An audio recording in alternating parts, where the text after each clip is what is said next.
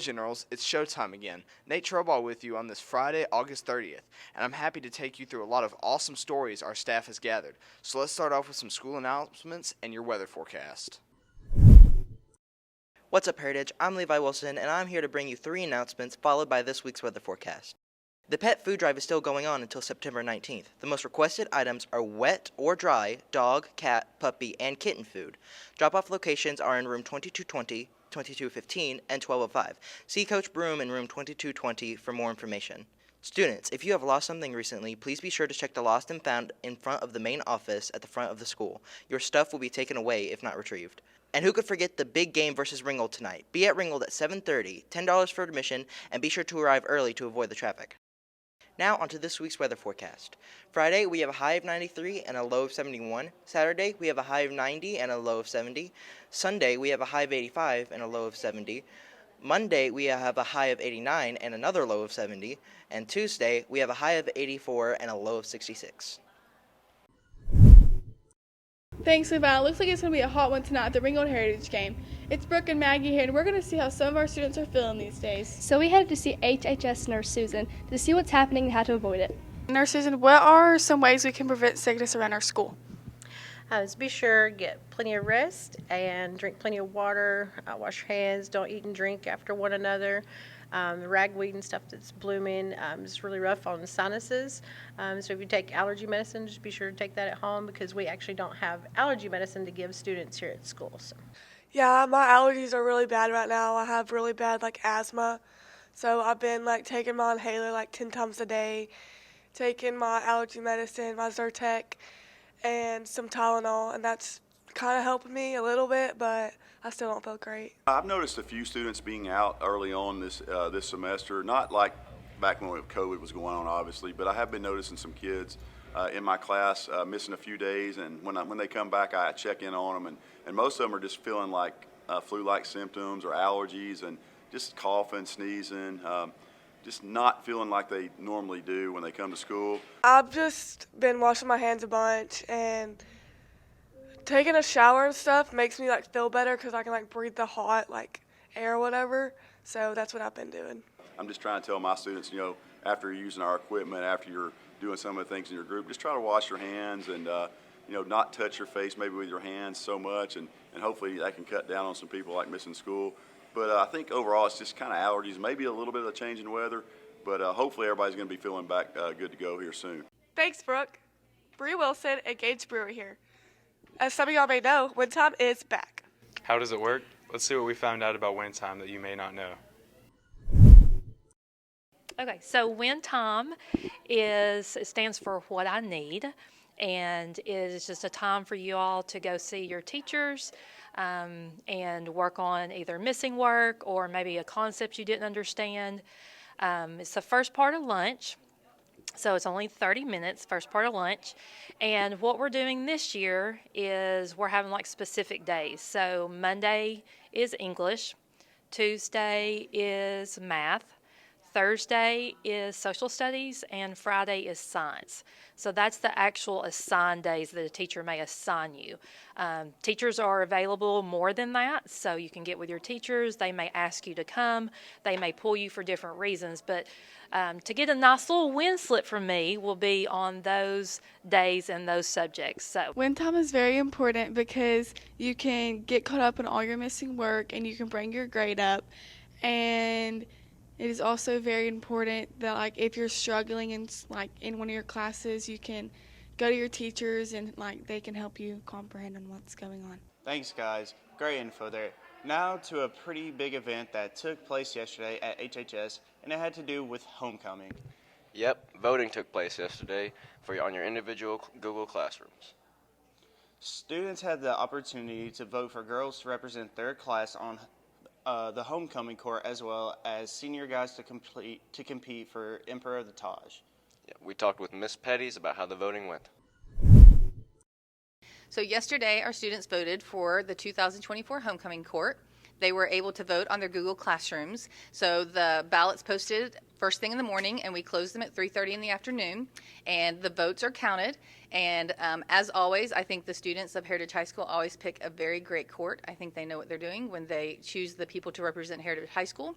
So those results will be announced at the pep rally today at the end of the day, and we'll bring the court members down to the gym floor and celebrate our 2024 court. We will also be announcing the Emperor of the Taj candidates that will be raising money for the Catoosa County Children's Fund this year. So all of that will happen at the pep rally today. Looking forward to a great homecoming season. My name is Gavin Hedrick, and I voted for Carter. And voted for him because he's got a really, really nice mustache. Handsome man, gets it done, does whatever he wants. Good guy. For Emperor of the Taj, I, of course, voted for myself, Nate Trobaugh. It's been a dream of mine to be Emperor of the Taj, and I'm really hoping I can do it. Why did you vote for yourself? Because I've always just really wanted to be Emperor of the Taj. Growing up around the school, it's been a dream of mine for a long time, so I'm really hoping to win. Good info in the first block of the show, but time for a break now. But stay with us for sports. I'll chat with some football coaches and players to get a preview of that Ringgold Heritage matchup. We'll talk to a volleyball player that broke the school record for kills last week. Those stories and much more in sports.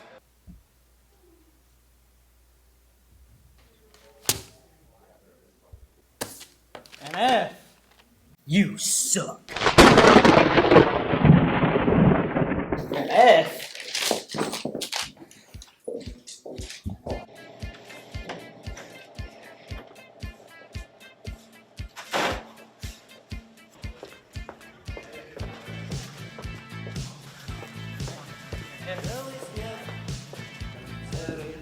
Man, an F. God.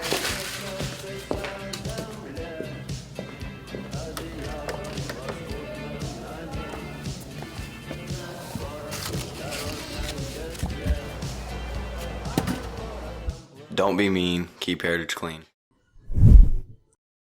Nate Trobaugh right back at you with some sports news, and we'll start by letting you know that we are just hours away from the Catoosa County Football Championship. Ringgold and Heritage will lace them up over at Don Patterson Field in Ringgold at 7:30. Both the Tigers and General come into this game with 2-0 records, and it's our Generals that have been dominating the series lately, winning 5 of the last 7 matchups with the Tigers. What will Coach Slaughter and his team need to do tonight to make 6 wins out of the last 8? Let's find out in this report. Oh, very. To me, it's the most fun game of the year. I like playing over there, too. I get to go into somebody else's place where it's kind of hostile and they don't really like you too much. As a competitor, coach, player, it doesn't matter. You embrace those types of games. Well, our quarterback, our line, and our running back. The entire team. It's a whole team effort for this game. It's going to take everyone to execute perfectly this game. Yeah. Haddon Freeze is a good player. Keyshawn Taylor's a good player. Jeremiah Frost is a good player. Tight end's decent. Quarterback's decent. They have talented players. They're just like us or LFO or anybody else will play. It just really comes down to execution. Yeah, number 0. He's a little shifty. He's pretty fast, but if we get our hands on him, he's going down. I'm real excited. I've been here for like 2 years, but I know like the presence it carries with this game. I'm very excited. The whole team's excited. Big rivalry game. Everyone's going to be there. It's going to be amazing. Welcome back to softball this week. I'm Brianna Wilson. And I'm Nate Trobaugh. And on Wednesday, our Heritage Generals win against the Colts of Cahulla Creek, hoping to extend their 8-game winning streak. Yes. Let's go see how Coach Crawford and her players did. On Monday night, we were able to get a region win over Lafayette, 2-0. In 9 innings, Addie pitched a great game with 17 strikeouts. It took us 7 innings to get on the board. It was able to get bunts down and get people in scoring position and just put the ball in play, and that helped us, come out on top. Everybody contributed. It was the little things that won us the game that night. And then we turned our attention to Cahulla Creek yesterday and won in 8-0 in 5 innings, and Bailey and Addie combined yesterday, pitching their guts out. We hit the ball really, really well yesterday, and it was a great team win. Just something for us to keep building on as we get back into region play. We played Cahulla on Wednesday, and I'm very proud of all of us. We all hit as a team. When people were on base, we got them in and scored. Addie and Bailey pitched. They split half the game. They pitched really well. They got one hit off of them, maybe two, which is really good. So yeah, I'm just very proud. We did good. Way to go, girls. Zuri Holland and Tristan Cosper here, and we're talking volleyball. Yep, a big-time school record was broken past weekend by senior Lexi Berry. Berry recorded her 772nd kill, beating the previous record by Lauren Francis. And while we all know records are made to be broken, this one was quite the accomplishment. Yeah, so this past weekend we had a tournament at North Forsyth High School, and during the course of that tournament, Lexi got her 772nd kill, which broke Lauren Francis's previous record of 771. It is really exciting, and I just want to see how much farther I can go.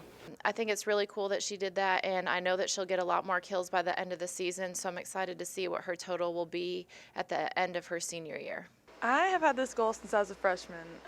I really want to get 2,000, but that's going to be cutting it close because we have 2/3 of our season left, and it's going to be close, but we'll see.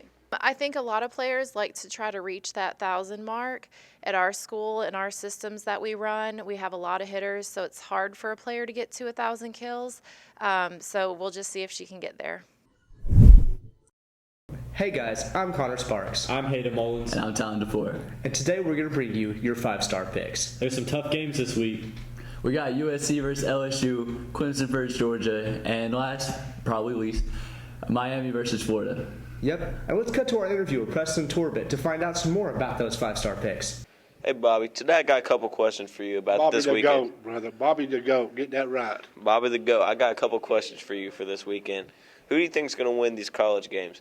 Number 19, Miami, or against Florida? Let me say. I'm going to go with the Florida Gators. Florida. And number 19, Miami, Florida, or just normal Florida? I'm going to have to take Miami, Florida on that one. Over the Gators? Wow, Yes, okay. All right, who do you think is going to win? Number 19, Miami, or Florida? Oh, I'm saying Florida all day. Who do you think is going to win? Number 19, Miami, or Florida? I got Florida. You got Florida? All right. Who am I here with? Remy Pastuch. All right, Remy, I'm going to ask you a couple questions about the football games this weekend. Alrighty. Who do you think is going to win, USC or LSU? I really like Livy Dunn, so I'm going to say LSU.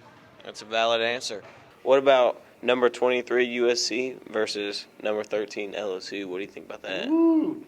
Baton Rouge, Louisiana, where the shrimp is. I'm going with LSU. USC or LSU? I hate the Trojans. Go LSU. USC or LSU? I don't really know. I haven't been keeping track of college football. But I'm going to just say LSU. That's a good choice. All right, what about Georgia versus Clemson? Personally, I'm a Georgia fan, so go Dogs on that one. Georgia, that's a great choice. What about Georgia, Clemson? I'm obviously taking Georgia. I'm a Georgia fan. Georgia or Clemson? Georgia, 1,000%. Georgia, really? Clemson's going to get slaughtered. What do you think about Georgia and Clemson? Ooh, I'm going to tell you, that's going to be a tough one, but I'm a Georgia fan. Go Dogs. Go Dogs. I think that one's going to be fun to follow all year. Anyways, Andrew Delk here. Have you been noticing the school bells recently? So, me and my group have decided to check out what is the process behind them, who's choosing them, and the student opinion on them. Let's go check it out. So I am Andrew Delk here with Assistant Principal Cody Lee. I need to know, what made you choose the current bell music? Well, I had some input from some students on some current hits.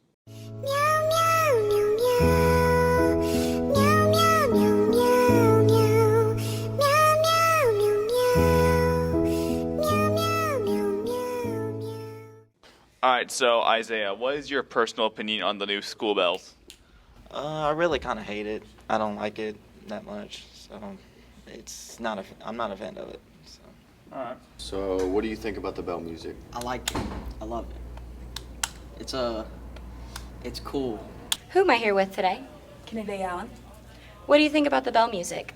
It's kind of plain a little bit, but they need a change. Who am I here with today? Jorge Patino. What do you think about the bell music? I think it's pretty good. It's pretty nice. Who am I here with today? Brady Frisbee. What is your opinion on the bell music? Pretty bad. It could definitely be better. All right, then what songs would you prefer then? I prefer pop or Christian or hip hop, anything like that. All right.